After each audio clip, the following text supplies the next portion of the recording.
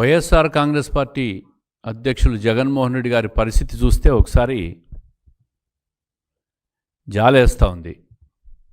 అసలు ఈయనది ఏ రాష్ట్రం అని చెప్పి నేను అడుగుతూ ఉండా, ఏ జిల్లా అని చెప్పి నేను అడుగుతూ ఉండా. అధికారం కోసం, రాజకీయం కోసమేమో ఆంధ్రప్రదేశ్, వ్యాపారం కోసం, నివాసం కోసం కర్ణాటక రాష్ట్రం.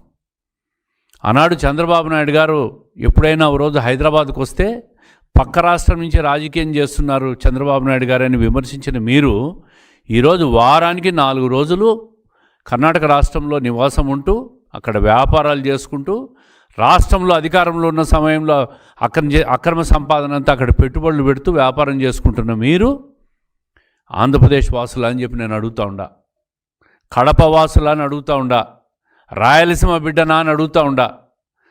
కడప జిల్లా మాది, జగన్మోహన్ రెడ్డి గారు మాది కడప జిల్లానే, మేము రాయలసీమ వాసులమే. మీరు అధికారం కోసం ఇక్కడ వచ్చి రాజకీయం కోసం, రాజకీయ పదవుల కోసం ఆంధ్రప్రదేశ్ అంటారు, వ్యాపారం కోసం కర్ణాటక రాష్ట్రంలో ఉంటారు. అధికారంలో ఉన్నప్పుడు ఇదే పందా, ప్రతిపక్షంలో ఉన్న ఇదే పందా. అబద్ధాలు చెప్పడం, అసత్యాలు మాట్లాడడం ఒక పేటెంట్ రైట్స్గా తీసుకున్నారు మీరు.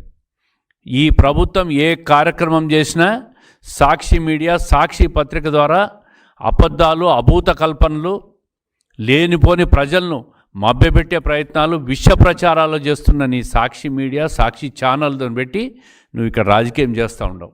రాష్ట్రాన్ని పెట్టుబడులు పెట్టే వాళ్ళని అందరినీ కూడా బెదిరించే ప్రయత్నం చేస్తూ ఉండవు. ఈరోజు రాష్ట్రానికి 20 లక్షల కోట్ల పెట్టుబడులు వస్తున్నాయి. దేశ విదేశాల నుంచి పెట్టుబడిదారులందరూ కూడా చంద్రబాబు నాయుడు గారి ఫేస్ వాల్యూ, లోకేష్ గారి కృషి వల్ల ఈ రాష్ట్రానికి అంత పెద్ద ఎత్తున పెట్టుబడులు వస్తూ ఉంటే దాని మీద కూడా విషం జల్లే ప్రయత్నం చేస్తూ ఉండవు.